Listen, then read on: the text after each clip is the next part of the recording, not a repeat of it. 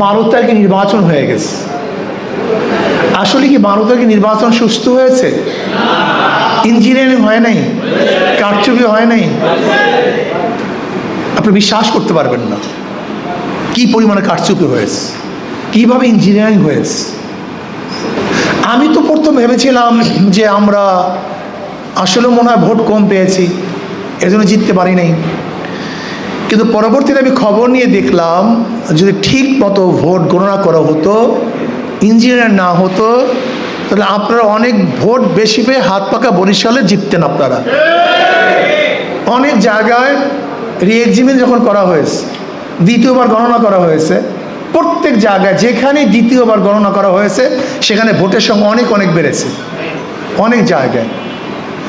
আমি চরমনায় বিশ্বাসের হারের ঘটনা বলি। আমরা যেখানে ভোটার, আমাদের নিজেদের এলাকা 7 নম্বর ওয়ার্ড,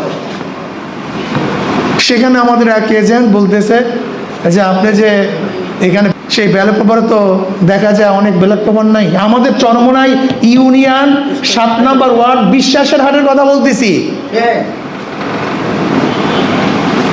এখানে তো ব্যালট পেপার কম। দেখা যায় সেখানে অনেকগুলি ব্যালট পেপার আগেই কেটে রাখা হয়েছে। এখন বুঝেন তো অবস্থাটা কি।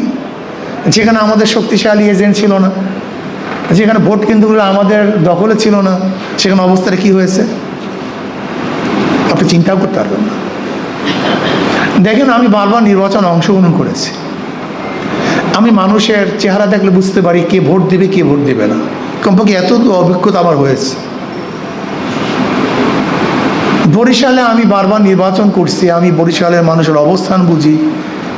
সেখানে এবছর হাত পাকা ফেল করার কোনো যুক্তি আছে বলে আমি জানি না। আসলে আপনারা ফেল করেন না, আপনাকে ফেল করানো হয়েছে। এখন ভোটের ইঞ্জিনিয়ারিং সম্পর্কে তো সবাই মুখ খুলছে, যারা এখন বিরোধী দলে আছে তারা তো মুখ খুলছে যে ইঞ্জিনিয়ারিং হয়েছে, এটা কোয়ালিশন নির্বাচন হয়েছে, মিউচুয়াল নির্বাচন হয়েছে, কন্ট্রাক্ট নির্বাচন হয়েছে। এটা তো অনেকেই বলতেছে। ইসলামী আন্দোলন বাংলাদেশ, যদিও তাদেরকে হারানো হয়েছে, কিন্তু ইসলামী আন্দোলন বাংলাদেশ সে হারে নাই।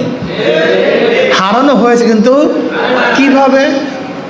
আমরা তো অলরেডি পেয়ে গেছি আমাদের প্রতিদান। ওয়াল আকিবাতুল মুত্তাকিন।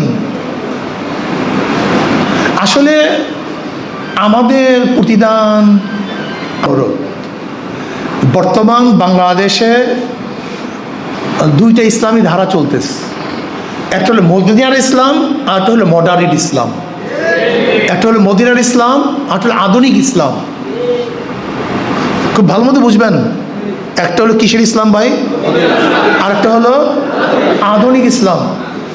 মদিনার ইসলামের মধ্যে মিথ্যা নাই, কিন্তু আধুনিক ইসলামের মধ্যে মিথ্যা আছে। মদিনার ইসলামের মধ্যে ধোঁকাবাজি নেই, কিন্তু আধুনিক ইসলামের মধ্যে ধোঁকাবাজি আছে। মদিনার ইসলামের মধ্যে পর্দা ফরজ, আধুনিক ইসলামের মধ্যে পর্দা ফরজ না। মদিনার ইসলামের মধ্যে হাতের তালি, গান বাজনা, ঢোল তবলা এগুলি নাই, কিন্তু আধুনিক ইসলামের দিকে সবগুলি আছে। মদিনার ইসলামের মধ্যে মিথ্যা বলে, ধোঁকাবাজি করে, ওয়াদা খেলাফ করে, ছয়চাতুরি করে মানুষকে কনভিন্স করার কোনো পদ্ধতি নেই, কিন্তু আধুনিক ইসলামের মধ্যে সবগুলি আছে। এখন বর্তমান জমানায় মদিনার ইসলাম নিয়ে খুব বিপদে আছি ভাই। মদিনার ইসলামকে মানতে চায় না।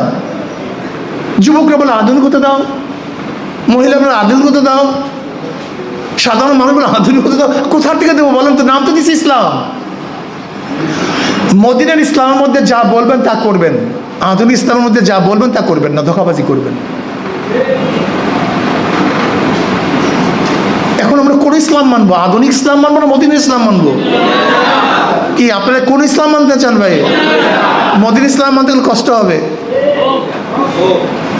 সাধনা লাগবে, ত্যাগ লাগবে, সব কিছু উৎসর্গ করতে হবে। আধুনিক ইসলাম যদি মানতে চান, মনে যা চা তা করবেন, আপনাকে কেউ বাধা দিবে না। কিন্তু মদিনার ইসলাম পালন করতে গেলে আপনার জায়গায় জায়গায় বাধা আসবে, অপবাদ সহ্য করতে হবে। আজকে মদিনার ইসলামের মধ্যে ধোঁকাবাজি নেই, আধুনিক ইসলামের মধ্যে কি আছে?